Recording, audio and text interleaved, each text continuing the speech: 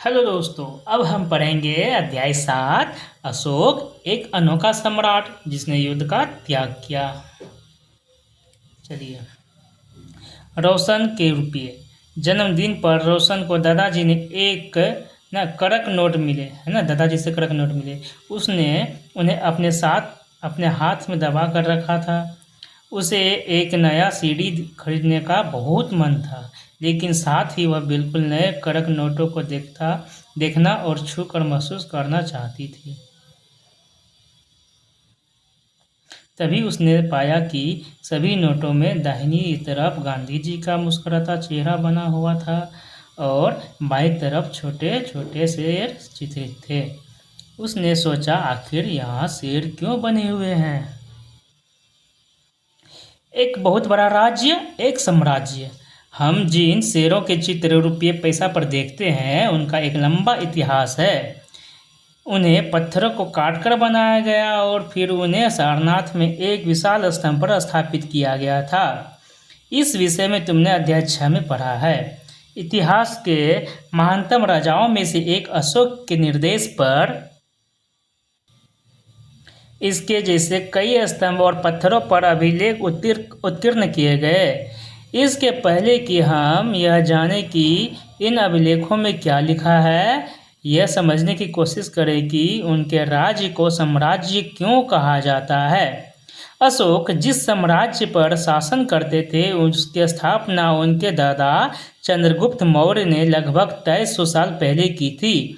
चाणक्य या कौटिल्य नाम के एक बुद्धिमान व्यक्ति ने चंद्रगुप्त की सहायता की थी। चाणक्य के कई विचार हमें अर्थशास्त्र नामक की किताब में मिलते हैं। अब पढ़ते हैं वंश के बारे में। जब एक ही परिवार के कई सदस्य एक के बाद एक राजा बनते हैं, तो उन्हें एक ही वंश का कहा जाता है। मौर्य वंश में 3 महत्वपूर्ण राजा हुए, चंद्रगुप्त, उसका बेटा बिंदुसार और बिंदुसार का पुत्र अशोक। साम्राज्य में बहुत से नगर थे। मानचित्र में उन्हें काले बिंदुओं से दिखाया गया है। इनमें साम्राज्य की राजधानी पाटलिपुत्र, उज्जैन और तक्षशिला जैसे नगर प्रमुख थे। तक्षशिला उत्तर पश्चिम और मध्य एशिया के लिए जाने माने मार्ग था। दूसरी तरफ उज्जैन उत्तरी भारत के दक्षिणी भारत जाने वाले रास्ते में पड़ता था। शायद नगरों में व्यापारी, सरकारी अधिकारी और शिल्पकार रहा करते थे। साम्राज्य के बहुत बड़े क्षेत्रों में किसानों और पशुपालकों के गांव बसे हुए थे। मध्य भारत जैसे इलाकों में ज़्यादातर हिस्सा जंगलों से भरा हुआ था।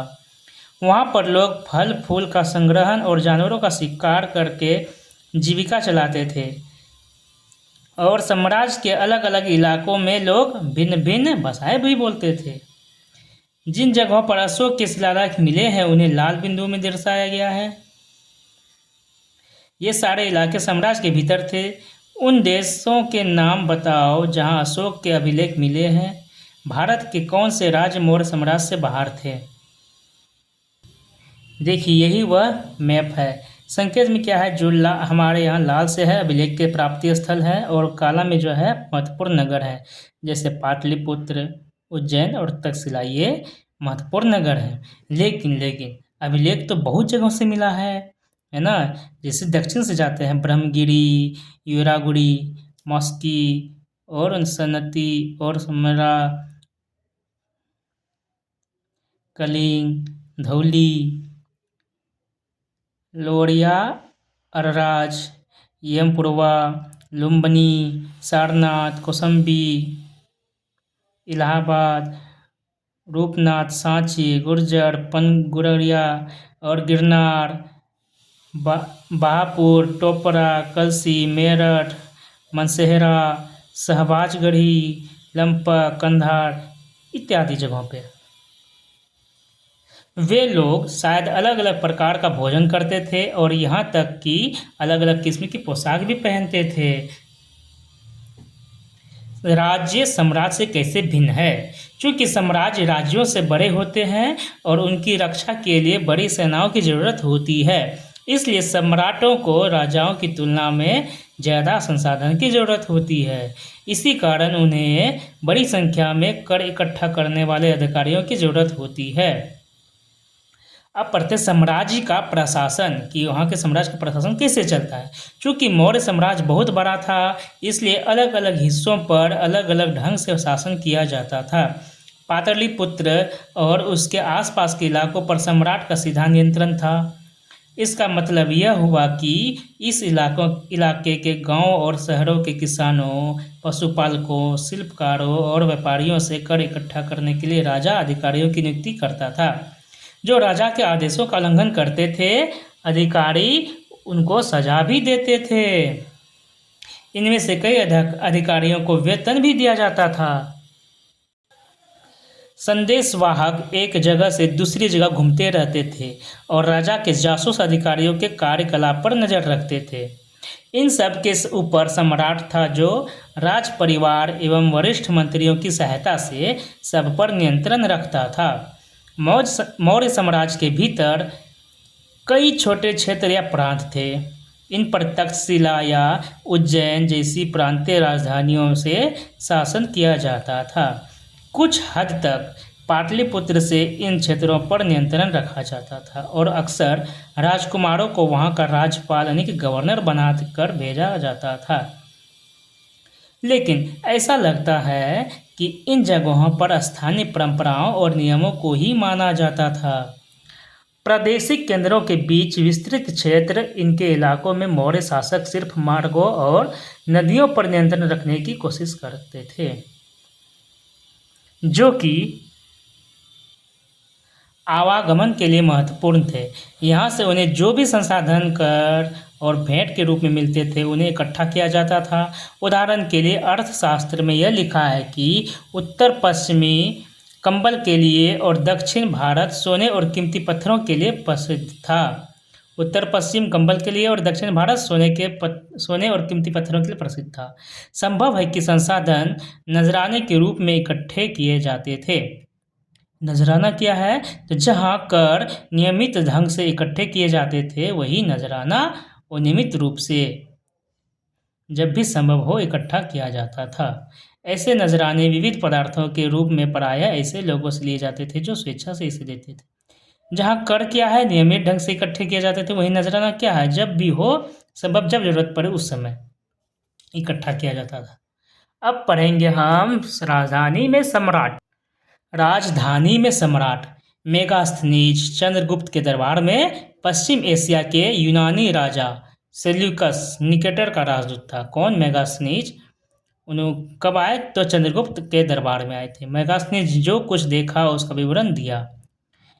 यहाँ हम उसके विवरण का एक अंश दे रहे हैं। सम्राट का जनता के सामने आने के अवसरों पर शोभा यात्रा के रूप में जश्न मनाया जाता है।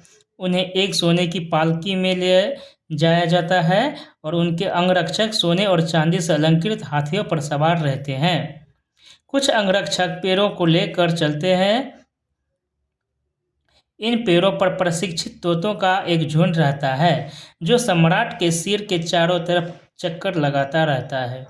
राजा सामान्यतः हथियारबंद महिलाओं से घिरे होते हैं। वे हमेशा इस बात से डरे रहते हैं कि कहीं कोई उनकी हत्या करने की कोशिश ना करे। उनके खाना खाने के पहले खास नौकर उस खाना को चखते हैं। वे लगातार 2 रात एक ही कमरे में नहीं सोते थे। और पाटलिपुत्र यानी कि आधुनिक पटना के बारे में जानते हैं। पाटलिपुत्र क्या है? एक विशाल और खूबसूरत नगर है।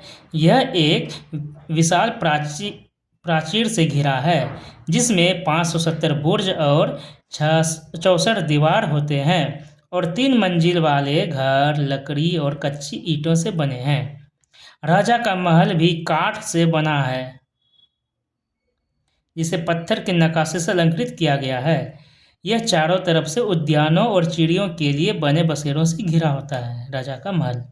राजा द्वारा खाना खाने के पहले खास नौकर उस खाना को क्यों चखते हैं? क्योंकि पता चल सके कि उसमें जहर विष तो उनको मारने के लिए नहीं दिया गया है। चलिए आगे पढ़ते हैं।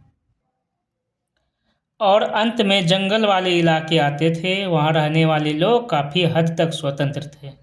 उनसे यह उम्मीद की जाती थी कि वे मौर्य पदाधिकारियों को हाथी, लकड़ी, मधु और मोम जैसी चीज़ें लाकर दें। अशोक एक अनोखा सम्राट क्यों है जानते हैं। अशोक मौर्य वंश के सबसे प्रसिद्ध शासक थे, है ना। अशोक मौर्य वंश के सबसे प्रसिद्ध शासक थे। वह ऐसे पहले शासक थे जिन्होंने अभिलेखों द्वारा जनता तक अपने संदेश पहुंचाने की कोशिश की। अशोक की ज़्यादातर अभिलेख प्राकृत भाषा और ब्राह्मण लिपि में है ना। अशोक के ज़्यादातर अभिलेख किस भाषा में है, तो प्राकृत भाषा में, और किस लिपि में, तो ब्राह्मी लिपि में है। कलिंग युद्ध का वर्णन करता हुआ अशोक का शिलालेख। अपने एक अभिलेख में अशोक ने यह बात कही, राजा बनने के 8 साल बाद मैंने कलिंग विजय की। लगभग 1.5 लाख लोग बंदी बना लिए गए, 1 लाख से भी ज़्यादा लोग मारे गए। इससे मुझे अपार दुख हुआ। क्यों? जब किसी स्वतंत्र देश को जीता जाता है तो लाखों लोग मारे जाते हैं और बहुत सारे बंदी बनाए जाते हैं। इसमें ब्राह्मण भी मारे जाते हैं। जो लोग अपने सगे संबंधियों और मित्रों को बहुत प्यार करते हैं तथा दासों और मृतकों के प्रति दयावान होते हैं, वे भी युद्ध में या तो मारे जाते हैं या अपने प्रियजनों को खो देते हैं। इसलिए मुझे पश्चाताप हो रहा है। अब मैंने धर्म पालन करने एवं दूसरों को इसकी शिक्षा देने का निश्चय किया है। मैं मानता हूँ कि धर्म के माध्यम से लोगों का दिल जीतना बलपूर्वक विजय पाने से ज़्यादा अच्छा है। मैं यह अभिलेख भविष्य के लिए एक संदेश के रूप में इसलिए उत्कीर्ण कर रहा हूँ कि मेरे बाद मेरे बेटे और पोते भी युद्ध ना करें। इसके बदले उन्हें यह सोचना चाहिए कि धर्म को कैसे बढ़ाया जाए। कलिंग की लड़ाई से युद्ध को लेकर अशोक के विचारों में कैसे परिवर्तन हुआ। धम्म संस्कृत शब्द धर्म का प्राकृत रूप है। अशोक का कलिंग युद्ध। कलिंग तटवर्ती उड़ीसा का प्राचीन नाम है। कलिंग किसका नाम है? तटवर्ती उड़ीसा का नाम है। अशोक ने कलिंग को जीतने के लिए एक युद्ध लड़ा, लेकिन युद्ध जनित हिंसा और खून खराबा देखकर उन्हें युद्ध से तृष्णा हो गई। उन्होंने निर्णय किया कि वे भविष्य में कभी युद्ध नहीं लड़ेंगे। अशोक का धर्म क्या था? अशोक का धर्म क्या था? अशोक के धर्म में किसी देवता की पूजा अथवा किसी कर्मकांड की आवश्यकता नहीं थी। उन्हें लगता था कि जैसे पिता अपने बच्चों को अच्छे व्यवहार की शिक्षा देते हैं, वैसे ही यह उनका कर्तव्य था कि अपनी प्रजा को निर्देश दे। वे बुद्ध के उपदेशों से प्रेरित हुए। कौन? अशोक। उत्कृष्ट पॉलिश वाले पत्थर की मूर्ति को देखो, ये है। यह बिहार की रामपुरवा में मिले एक मौर्यकालीन स्तंभ का हिस्सा है। अभी इसे राष्ट्रपति भवन में रखा गया है। यह उस समय की मूर्ति कला का एक नमूना है। ऐसी कई समस्याएं थी जिनके लिए उनमें संवेदना थी।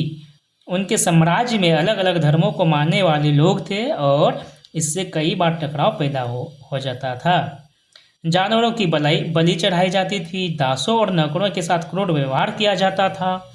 इनके अलावा परिवार में व पड़ोसियों के बीच भी झगड़े होते रहते थे। अशोक ने यह महसूस किया कि इन समस्याओं का निदान उनका कर्तव्य है। इसलिए उन्होंने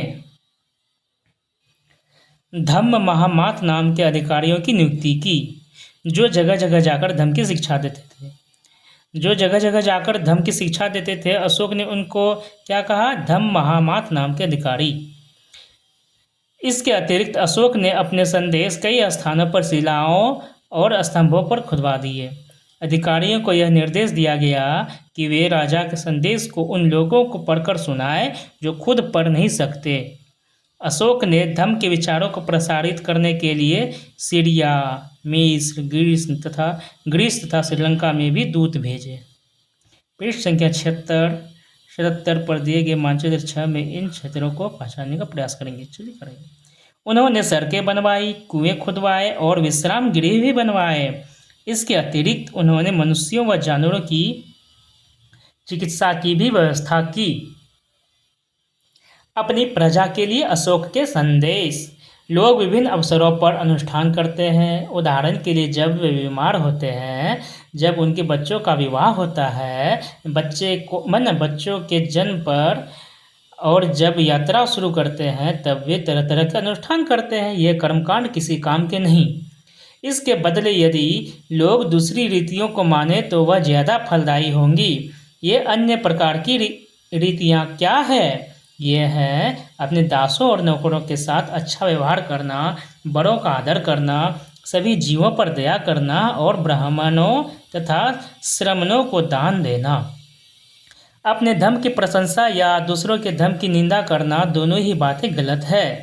हर किसी को दूसरे धर्म का आदर करना चाहिए। यदि कोई अपने धर्म की बड़ाई और दूसरे के धर्म की बुराई करता है तो वह वास्तव में अपने धर्म को ज़्यादा नुकसान पहुंचा रहा है। इसलिए हर किसी को दूसरे के धर्म के प्रमुख विश्वासों को समझने की कोशिश करते हुए उसका आदर करना चाहिए।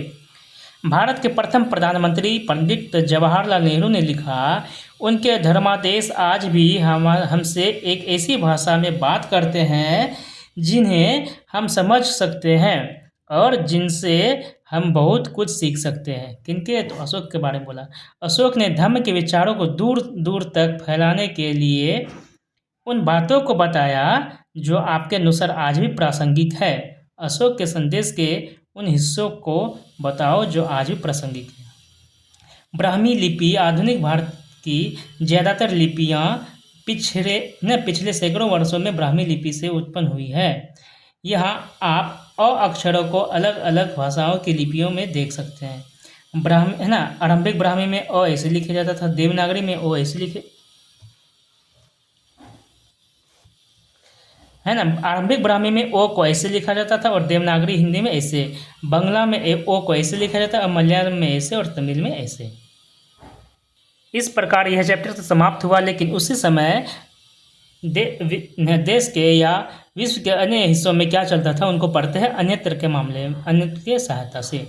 मौर्य साम्राज्य के उभरने से थोड़ा पहले, लगभग 2400 वर्ष पहले, चीन में सम्राटों ने चीन की दीवार का निर्माण शुरू किया। इसे बनाने का उद्देश्य उत्तरी सीमा की पशुपालक लोगों से रक्षा करना था। अगले 2000 वर्षों तक इस दीवार का निर्माण कार्य चलता रहा क्योंकि साम्राज्य की सीमाएं बदलती रही। यह दीवार लगभग 6400 किलोमीटर लंबी है तथा पत्थर और ईंट से बनी है। इसकी ऊपरी सतह सड़क जैसी चौड़ी है। इस दीवार को बनाने के लिए हजारों लोगों को काम करना पड़ा। हर 100 से 200 मीटर की दूरी पर इस पर निगरानी के लिए बुर्ज बने हुए हैं। पड़ोसी देशों के प्रति अशोक का रवैया चीनी सम्राटों के रवैये से कैसे भिन्न था? चलिए, यहाँ पर यह चैप्टर समाप्त हुआ, लेकिन कुछ महत्वपूर्ण तिथियाँ जो है उनको पढ़ते हैं। मौर्य साम्राज्य की शुरुआत 2300 साल पहले हुई थी, तो वहीं मौर्य साम्राज्य के उभरते हुए उनसे पहले चीन में सम्राटों का जो था 2400 साल पहले हुआ था। मौर्य साम्राज्य की शुरुआत 2300 साल पहले और चीन में 2400 साल पहले। तो इस प्रकार यह चैप्टर समाप्त हुआ। अब आपसे मिलते हैं अगले वीडियो में।